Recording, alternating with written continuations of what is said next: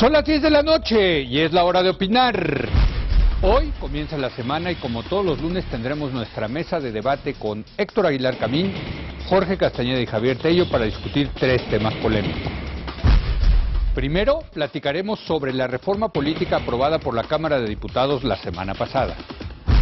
Luego hablaremos de las operaciones encubiertas que realiza en México la Agencia Antinarcóticos de Estados Unidos, la DEA. Finalmente iniciaremos el debate de la semana.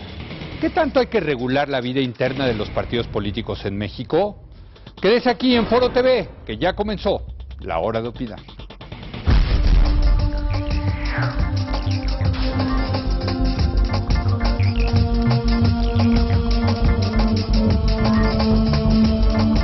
Buenas noches Héctor. ¿Qué pasó, Leo? Javier, buenas noches. Y desde Nueva York, Jorge Castañeda. Jorge, muy buenas noches.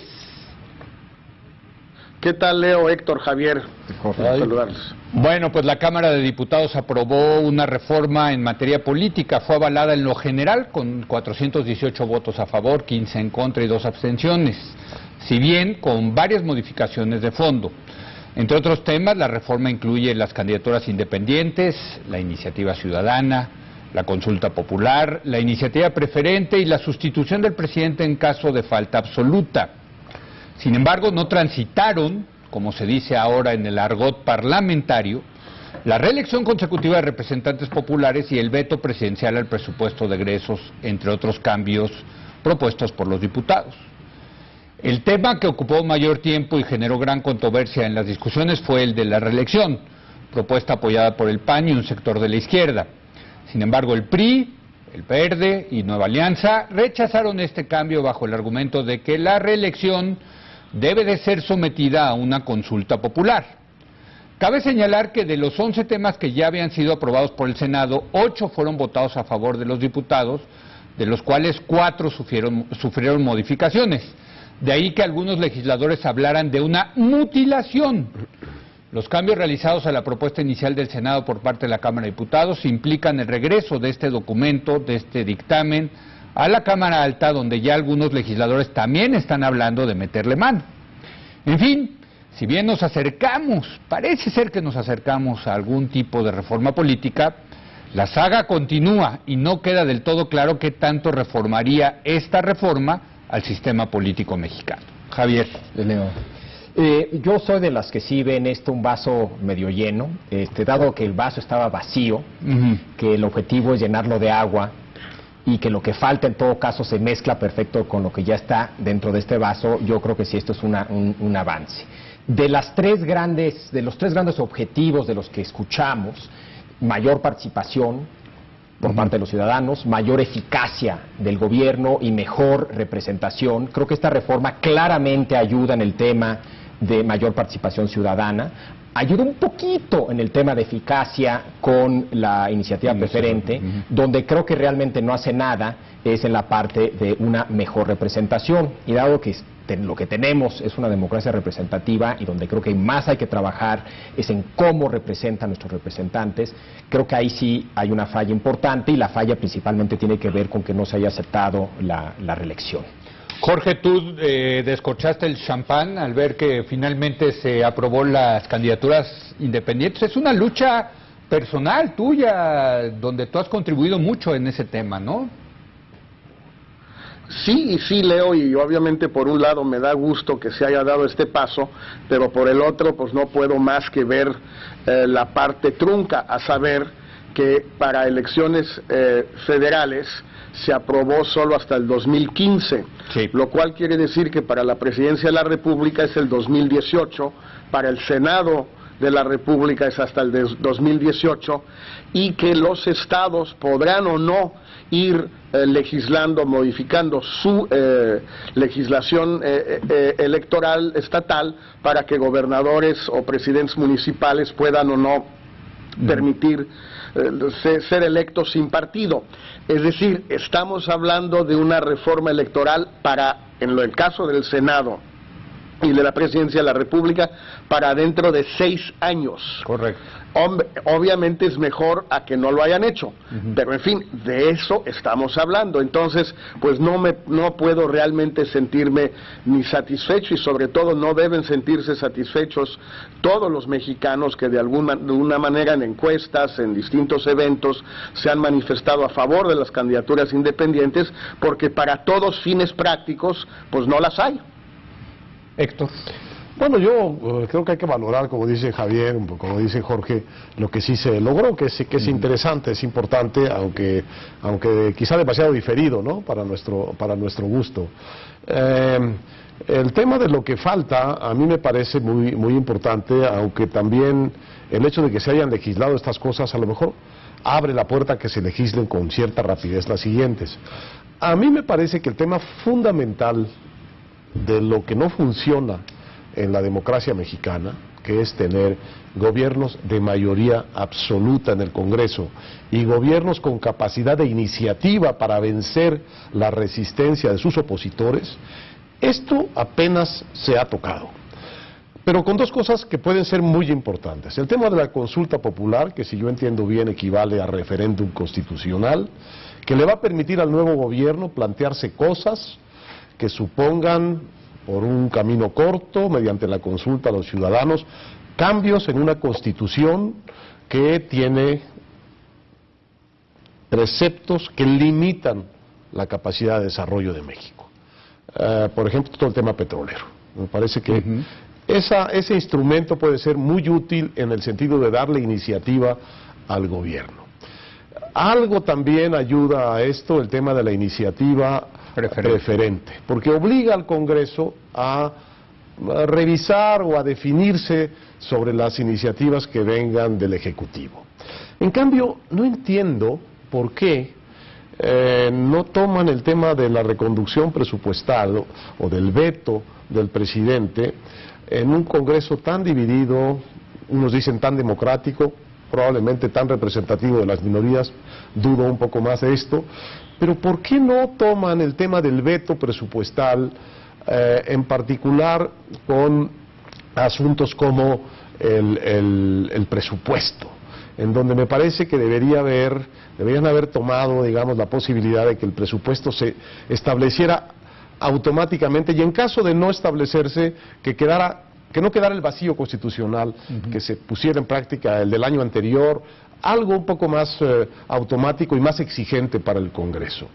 Y en definitiva, lo que me parece más pobre de la reforma en este sentido es el de no haber convertido la iniciativa preferente en una forma de iniciativa de afirmativa ficta, que quiere decir que el Poder Ejecutivo pueda mandar una ley y que para derrotar esa ley sus opositores en el Congreso tengan mayoría y la hagan efectiva, distinta, legislen distinto del Ejecutivo. Eso le hubiera dado, yo creo, a la reforma una fuerza en el sentido de lo que estamos necesitando, porque quiero insistir en esto, sé que no es una idea muy popular entre muchas gentes, pero lo que hemos tenido nosotros y lo que tenemos que corregir durante estos años de transición a la democracia es que hemos debilitado profundamente la capacidad del gobierno central para tener mayoría en el Congreso y para actuar de una manera decisiva y clara, que lo haga responsable ante la ciudadanía de sus iniciativas, pero capaz de llevarlas adelante. Y en este sentido, me parece que, en particular, la mayoría priista, si gana la presidencia, como indican las encuestas que puede ganarle el año entrante, van a extrañar sus omisiones en esta reforma. Yo creo que yo agregaría que yo también creo que hay que ver el vaso lleno y hay que ver las cosas positivas, pero yo incluiría que dentro de ese vaso el agua está tibia. O sea, creo que los detalles también demuestran un primer paso, pero con muchos condicionamientos. Y tan solo pienso en el tema de la consulta popular, y creo que esto es importante, los detalles. Quedaron dos cosas importantes. Sí, uno, en la consulta popular solamente se va a poder hacer en año que no sea de elecciones federales. Es decir, que la próxima consulta popular va a poderse hacer hasta el año 2013, ¿no? Y luego al 2014 y el año 2015 ya no, porque hay elección federal. Bueno, y la otra cosa es, para convocar a la consulta popular se va a necesitar el 1% del padrón. Estamos hablando de 700,000 firmas. O sea, si es una... No, eso solamente para convocar una consulta ciudadana por parte de los ciudadanos. Correcto. El presidente puede convocar una y un X porcentaje del Congreso. No, a eso me refería. Okay, que bueno, los ciudadanos tienen la capacidad de comenzar la consulta, pero son un chorro de firmas. Jorge.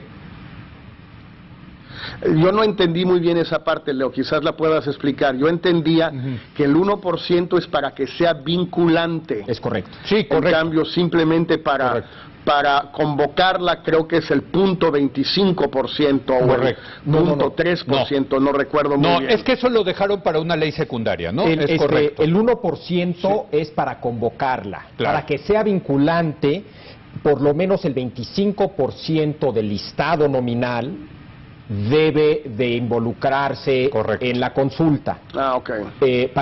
Para que los ciudadanos puedan pedir una consulta es 1%. 1% del padrón, que estamos hablando de alrededor de 700,000 firmas. Sí. ¿No? Es imposible. ¿Tú crees que es imposible? Sí, digo, es difícil. Imposible. Bueno, salvo que lo hagan los poderes fácticos. El CENTE puede, el Sindicato Petrolero puede, Telmex puede. Sí. Nosotros no podemos. Yo creo que el tema de darle poder al voto ciudadano en esta reforma se quedó muy cojo, porque no les dieron o no nos dieron ni posibilidad de reelegir, ni de castigar la reelección. Nos dieron esta consulta popular muy complicada y en general, digamos, no hubo las candidaturas ciudadanas hasta dentro de mucho tiempo. Sí. Entonces, no hubo realmente un servicio a las cosas que nos hubieran interesado los ciudadanos como votantes. Pero el tema de la consulta popular hecho por el Poder Ejecutivo me parece que sí es un instrumento, o del Congreso, me parece que es un instrumento de gobierno. Si es así, es fundamental, ¿eh? Claro, si es que eso es así. Claro. Yo no lo entiendo muy bien. No, de hecho el PRI lo que quiere es poner a consulta popular la reelección. Por eso digo si entiendo bien. Bueno, a sabiendas de que va a ganar la no reelección, porque es un tabú construido largamente por esta ficción mexicana, no tan ficción, de que la reelección produce dictaduras y produce violencia y produce no sé qué. La producía en un momento en que no había una democracia, en donde votaban los mexicanos por quien querían. Cuando el poder elegía sucesores, imponía gobernadores, etcétera, etcétera. Entonces sí, hablar de reelección, pues era una manera de hablar de consagrar un procedimiento dictatorial de parte de quien tenía el poder. Ya no es más esa situación, pero en todo caso a mí lo que me parece es que los partidos, lo que están teniendo en el tema de la reelección, no es, digamos, el viejo fantasma de la reelección, sino perder el control de los políticos que están dentro de los partidos. Quieren mantener el control de las carreras políticas de sus agremiados. Pero sí quisiera hacer la acotación de que es el PRI, el Verde y Nueva Alianza. O sea, son esos tres partidos los que votaron. Y un pequeño grupo dentro de la izquierda. De la izquierda, pero vaya, el PAN está a favor de la reelección y buena parte de la izquierda. Y buena parte de la izquierda está a favor. De acuerdo. Bueno, pues esos cuando dicen los partidos... Y también hay que recordar... Sí, no, perdón, hay que recordar que toda la bancada del PRI en el Senado votó a favor de la reelección. También, es cierto. Eso es un buen punto, ¿no? O sea, también está dividido el PRI al respecto. Así es. Ahora, si se hace esa consulta popular, yo creo, Héctor, pues que los que estamos a favor de la reelección vamos a tener que salir a convencer de las virtudes de la reelección. O sea, tiene que ser un ejercicio de debate y de deliberación y de convencimiento, persuasión. Bueno, para mí el punto clave de esto es que, concediendo que es importante que hayan hecho estas transformaciones, es que no están atacando el problema fundamental, que es que tenemos gobiernos débiles, profundamente débiles en el nivel nacional, y gobiernos profundamente débiles también e irresponsables en el nivel estatal y local. Entonces, si hubiéramos perdido el poder federal del gobierno y hubieran sido sustituidos institucionalmente por otros poderes que garantizaran la gobernabilidad y la transformación de México, la cosa hubiera sido un reparto democrático, pero no, simplemente quitamos el factor de decisión efectiva sin construir la funcionalidad democrática para tomar decisiones importantes. Y esto es lo que nos está haciendo falta. Y a esto creo que esta reforma no va a contribuir mucho. Nos quedan unos pocos segundos. Yo quisiera una conclusión de qué les deja, qué sentimiento les deja esta reforma aprobada por la Cámara de Diputados. Javier. Yo sí siento que estamos mejor que antes. Yo hubiera cambiado todas estas propuestas, estas reformas por la reelección, si me hubieras preguntado a mí. Pero sin embargo, sí creo que estamos mejor que antes. Y yo creo que eso hay que aceptarlo y qué bueno. Héctor. Sí, yo coincido. ¿También? Pero simplemente hay que pensar en la que sigue, porque esto está, digamos, en curso, como la vida política en general, ¿no? Jorge, ¿a ti qué te deja así este sentimiento?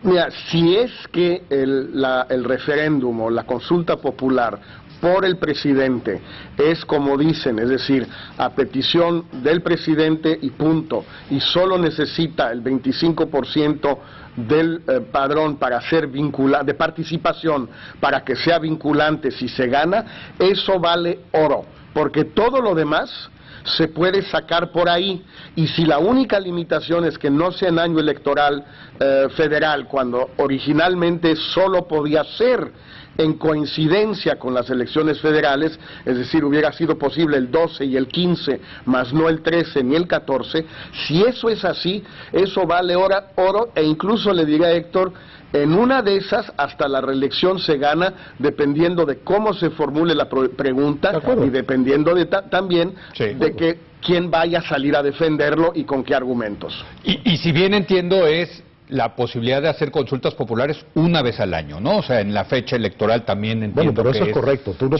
puedes abrir un abanico interminable de consultas. Claro, nada más para que quede claro, es una vez al año. No sé, creo que no hay limitación de cuántas consultas populares puedes hacer ese año, y no tiene que ser año de elección federal. Eso es lo que yo entendí, ¿no? Los detalles faltan, la ley secundaria establecerá mucho de lo que falta por definir, y esos detalles van a ser importantes. Esos detalles van a ser importantísimos. Vamos a hacer una breve pausa y ahora regresamos a hablar de las operaciones encubiertas que realiza la Agencia Antinarcóticos de Estados Unidos aquí en México, la famosa DEA. Quédese aquí en Foro TV, que continúa la hora de opinar.